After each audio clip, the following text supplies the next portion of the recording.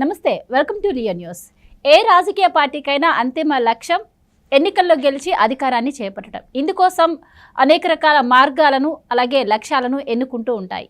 ముఖ్యంగా ఆంధ్రప్రదేశ్ విషయానికి వస్తే గతంలో చంద్రబాబు పాలన చూసాం. అభివృద్ధి సంక్షేమాన్ని సమపాలనలో నడిపించడం. ఆ తర్వాత జగన్మోహన్ రెడ్డి వచ్చారు. మరి ఆయన సంక్షేమాన్ని నమ్ముకున్నారు. ఆ సంక్షేమంతోనే మళ్ళీ అధికారంలోకి వస్తామని చెప్పి ఆయన నమ్మకంతో ఉన్నారు. మరి ఈ రెండు హయాంలో చంద్రబాబు పాలన, జగన్ పాలన చూసినటువంటి ప్రజలైతే ఒక అభిప్రాయానికి వచ్చారు. అయితే వాళ్ళ అభిప్రాయం ఏంటి అనేది ఈవీఎంలలో ఇప్పటికే నిక్షిప్తమై ఉంది. అది జూన్ 4న తెలిసే అవకాశం ఉంది. మరి ఈ నేపథ్యంలో రేపు ఆంధ్రప్రదేశ్లో రాబోయే తీర్పు యావత్ దేశానికి గుణపాఠం కాబోతుంది అని వార్తలు అయితే వినిపిస్తున్నాయి. మరి దీనికి సంబంధించి మరిన్ని వివరాలు తెలుసుకునే ప్రయత్నం చేద్దాం. మనతో ఉన్నారు senior political journalist Durga Kumar గారు.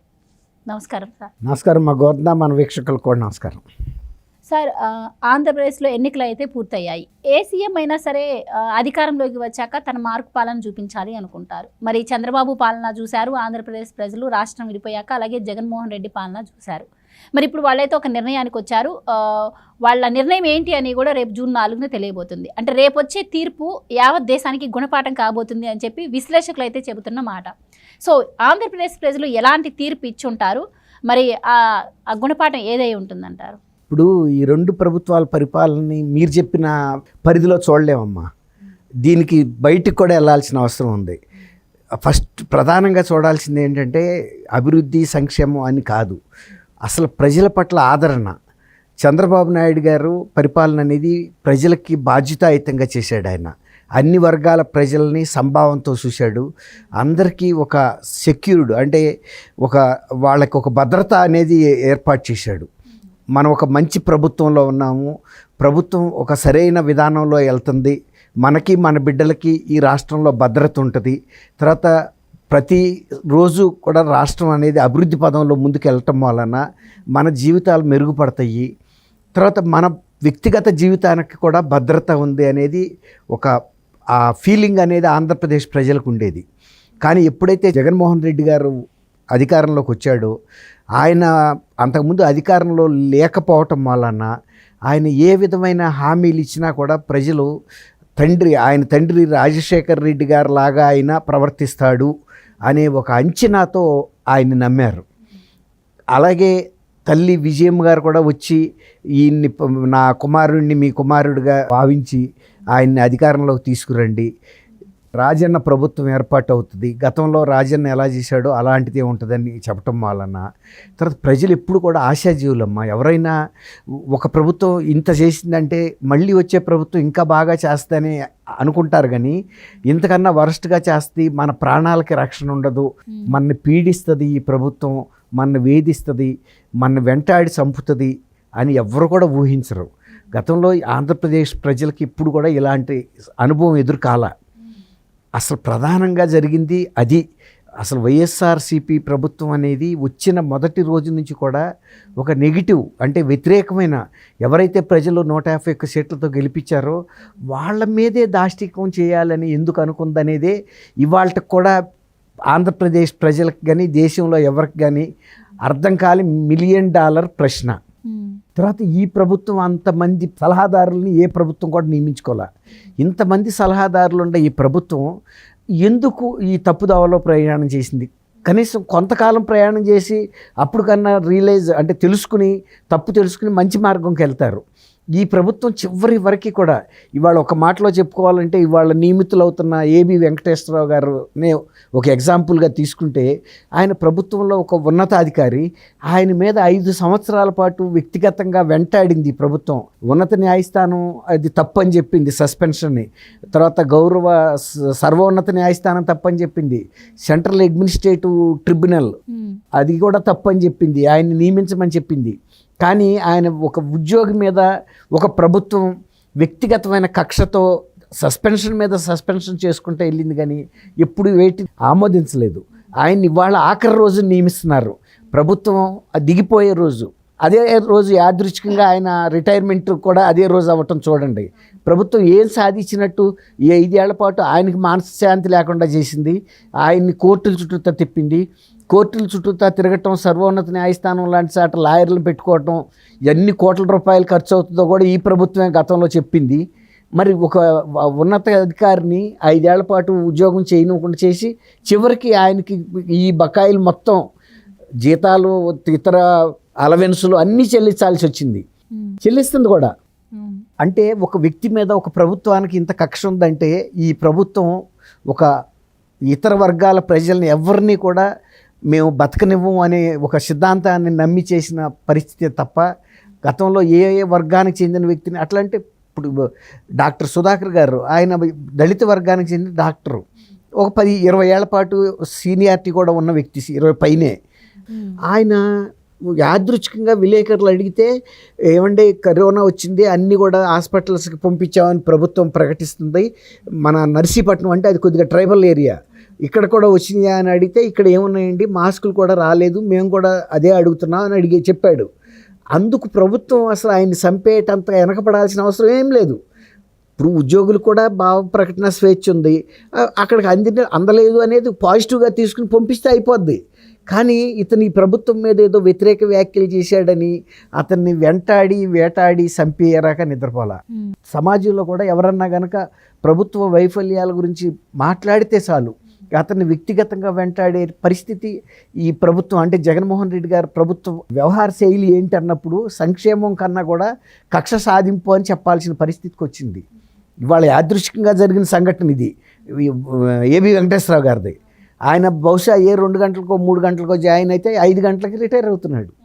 కానీ ఆయన మరి అంత పోరాటం చేసే అందరికీ ఉంటుందా ఉద్యోగులకి? ఆయనకు అంత శక్తి ఉంది కాబట్టి పట్టుదలతో చేశాడు. ఇట్లా వ్యక్తిగతంగా ప్రజలను కూడా వేధించారు వాళ్ళు. తర్వాత ఎన్నికల్ని అపహాస్యం చేశారు. అంతకుముందు ఎన్నికల్లో ఎవరిని పోటీ చేయకుండా పోలీస్ శాఖని ఇతర అధికారులని వినియోగించి పోటీ చేస్తున్న అభ్యర్థులు ప్రతిపక్ష పార్టీలకు చెందిన వాళ్ళని వేధించారు, భయపెట్టారు, దాడులు చేశారు. ఇది ఎక్కడ కూడా గతంలో ఎక్కడ జరిగి అంటే మనకి సౌత్లో అయితే జరగలేదు. నార్త్లో ఇట్లాంటి వాళ్ళు ఎప్పుడన్నా ప్రభుత్వం ఉందో నాకు తెలీదు. నేను ఇంతగా గమనించాను. నేను 79 నుంచి జర్నలిజంలో ఉన్నాను. తర్వాత అంతకుముందు కూడా దాదాపు ఒక 10-12 ఏళ్ళగా నేను అప్పటి నుంచి కూడా నేను ఎన్నికలను గమనిస్తున్నా. ఏ ముఖ్యమంత్రి కూడా ఇట్లా ప్రవర్తించలేదు. అప్పట్లో యాజిటేషన్ జరిగింది, తెలంగాణ యాజిటేషన్ జరిగింది, ఆంధ్ర యాజిటేషన్ జరిగింది. చాలా ఉధృతిగా ఆ ఉద్యమాల్లో పాల్గొన్న వ్యక్తులను కూడా ఎప్పుడు కూడా ప్రభుత్వాలు వ్యక్తిగతంగా వెంటాడి వేధించలా. తర్వాత ఆ కేసెస్ కూడా తర్వాత ప్రభుత్వాలు తీసేసే సందర్భాలు ఉండేవి. ఎందుకంటే ప్రజల మీద ఆ కేసు పెట్టి వేధించడం ఎందుకు, అసలు తీసేసేవాళ్ళు, తర్వాత క్యాన్సిల్ రద్దు చేసేవాళ్ళు. అంటే ఈ 5 ఏళ్లలో మీరు చెప్తున్నట్టు ఎంత అరాచకం పెరిగిపోయిందో, ప్రజలు ఎంత ఇబ్బందులకు గురయ్యారో, రాష్ట్రం ఎంత అప్పుల్లో కూరుకుపోయిందో, ఎలాంటి సీఎంని చూసి ఏ రాష్ట్ర ప్రజలైనా కూడా ఇలాంటి సీఎం మాకొద్దు అనే నిర్ణయానికి వస్తారు. అందువల్లనే ఇది ఒక గుణపాఠం కాబోతోంది అని కూడా అంటున్నారు మీరు. ఖచ్చితంగా గుణపాఠం, ఖచ్చితంగా ఆంధ్రప్రదేశ్కి గుణపాఠమే. మీరు అన్నట్టు ఇతర రాష్ట్రాలకు కూడా ఆయన మనం చెప్పట్ల ఈ మాట. ఆయనకి గురువు అయినటువంటి ప్రశాంత్ కిషోర్ కూడా చెప్పాడు, ఒక పరిపాలన, చెడ్డ పరిపాలన, అస్తవ్యస్త పరిపాలన, అరాచక పరిపాలనకి ఉదాహరణ అంటే ఆర్థికంగా క్రమశిక్షణ లేని పరిపాలన అంటే జగన్మోహన్ రెడ్డి గారి ఆంధ్రప్రదేశ్నే తీసుకోవాలి. ఆయన చేసిన పరిపాలన ఇతర రాష్ట్రాలన్నిటికీ కూడా ఒక గుణపాఠం కావాలి.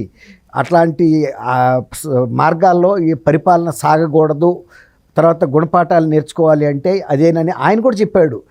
ఆయన మంచి ఎన్నికల వ్యూహకర్త, ఆ ఎన్నికల వ్యూహకర్త. తర్వాత అతను ఒక రాజకీయ పరిశీలకుడు కూడా, తర్వాత రాజకీయవేత్త కూడా. బీహార్లో పార్టీ ఏర్పాటు చేశాడు. ఆయన కూడా అదే చెప్పాడు. ఇప్పుడు మీరు చెప్పినట్టే ఇది ఒక గుణపాఠంగా తీసుకోవడానికి ఒక బ్యాడ్ ఎగ్జాంపుల్.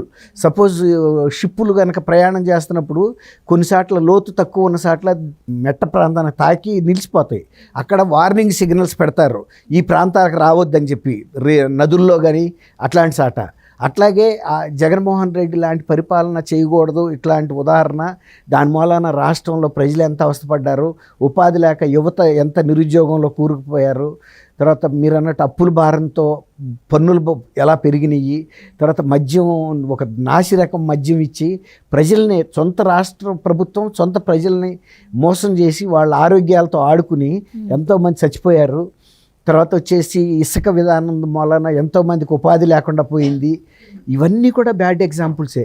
తర్వాత ప్రతి అంశంలోనూ వ్యాపార దృక్పథంతో చూసి పాలకులు డబ్బు సంపాదించుకున్నారు తప్ప ప్రజలు అన్యాయానికి గురయ్యారు, వాళ్ళ ఆర్థిక పరిస్థితి దిగజారిపోయింది.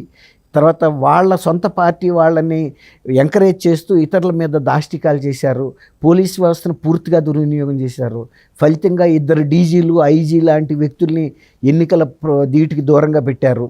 ఇప్పటికి కూడా మళ్ళీ ఇవాళ కూడా కొంతమందిని సస్పెండ్ చేశారు, డిప్యూటీ కలెక్టర్ని ఎన్నికల విధుల్లో నిర్వహణలో. అలాగే చాలామంది కలెక్టర్స్ని పక్కన పెట్టేశారు మొన్న. ఇవన్నీ కూడా ఒక బ్యాడ్ ఎగ్జాంపుల్. ఎన్నికల నిర్వహణ చేయటంలో కూడా ఒక ఏకపక్ష ధోరణితో వెళ్ళారు. దానికి మూల్యం చెల్లించింది అధికారులు. నిన్నటికి నిన్న ప్రభుత్వంలో క్యాబినెట్ హోదాలో జీతభత్యాలు తీసుకుని ఉన్న వ్యక్తి సజ్జల రామకృష్ణారెడ్డి గారు మరొక రాజ్యాంగ వ్యవస్థ అయిన ఎన్నికల కమిషన్ ఉనికినే ప్రశ్నించాడు. అసలు యాక్చువల్గా అలా మాట్లాడి ఎన్నికల సంఘాన్ని మనం లెక్క చేయక్కర్లేదు, మన ఇష్టానుసారం మనం ప్రవర్తించాలి, ఎన్నికల సంఘాన్ని జుట్టుబట్టి ఉంచి మనం అనుకున్న మాటకి ఒప్పుకునేలాగా చేయాలని ఆయన దిశానిర్దేశం చేస్తున్నాడు. ఇలాంటి వాళ్ళని రాజద్రోహం కింద అరెస్ట్ చేయాలి. ఇప్పుడు ఆల్రెడీ కేసు బుక్ చేశారు తాడేపల్లి పోలీస్ స్టేషన్లో. మాజీ మంత్రి ఉమామహేశ్వర దేవినేని అండ్ గూడపాటి లక్ష్మీనారాయణ గారిని, ఆయన అమరావతి తరపు లాయర్ అనుకుంటా, వాళ్ళిద్దరు కేసు బుక్ చేశారు. కేసు బుక్ చేయటమే కాదు, దేశద్రోహ నేరం కింద కూడా అట్లాంటి వాళ్ళని అరెస్ట్ చేయాలి. ఇట్లాంటిదే కనుక అరెస్ట్ చేయకపోతే రేపు ఇతర రాష్ట్రాల్లో కూడా ఇలాంటి అరాచక శక్తులు రాజ్యాంగ వ్యవస్థలను ప్రశ్నిస్తాయి, కోర్టులను కూడా ప్రశ్నిస్తాయి. ఇప్పుడు ఎట్టాగో కోర్టులను వాళ్ళు కేర్ చేయట్లేదు. ఇప్పుడు దానికి బెస్ట్ ఎగ్జాంపుల్ మళ్ళీ ఏబి వెంకటేశ్వర గారి కేసే. తర్వాత ఇంకోటి ఉద్యోగస్తులు కూడా నేర్చుకోవాల్సింది ఏంటంటే, ఇటువంటి ప్రభుత్వాలు ఉద్యోగుల్లో ఎంటబడి వేధించే ప్రభుత్వాలని వాళ్ళు కూడా శక్తి మేరకు ఎదుర్కొని ఎక్కడికక్కడ ఎదుర్కొంటే కనుక ఈ పరిస్థితి రాదు. వాళ్ళ ఏబి వెంకటేశ్వరరావు గారికి అయింది, రేపు ఇంకొక ఐపీఎస్ ఆఫీసర్లకు అవుద్ది, ఇంకోళ్ళకి అవుద్ది. ఇప్పుడు అందుకే కదా వాళ్ళంతా మౌనంగా ఉండబట్టి, చెప్పిన పని చేయబట్టే ఇవాళ వాళ్ళందరూ కూడా ఈ విధుల నుంచి పక్కకి వెళ్ళాల్సి వచ్చింది. అది ఒక గుణపాఠం అయితే అవుతుందమ్మా. జగన్మోహన్ రెడ్డి లాంటి పరిపాలన ఇంతవరకు ఎక్కడ కూడా భారతదేశంలో కూడా జరగల. ఇది ఒక వెరీ బ్యాడ్ ఎగ్జాంపుల్గా అయితే నిలుస్తుంది. అడ్మినిస్ట్రేటివ్ స్టాఫ్ కాలేజెస్లోనూ రేపు ఐఏఎస్లకి ఐపీఎస్లకి శిక్షణ ఇచ్చేటప్పుడు ఇలాంటి ప్రభుత్వాలు కూడా మీకు ఎదురవుతాయి, ఇలాంటి ముఖ్యమంత్రులు ఎదురవుతారు. ఇంతమంది సస్పెండ్ అయ్యారు కాబట్టి మీ విధి నిర్వహణలో ఎలా వ్యవహరించాలో కూడా చెప్పాలి వాళ్ళకి. ఇది ఒక ఉదాహరణగా. Thank you so much. మన వీక్షకులకు కూడా నమస్కారం.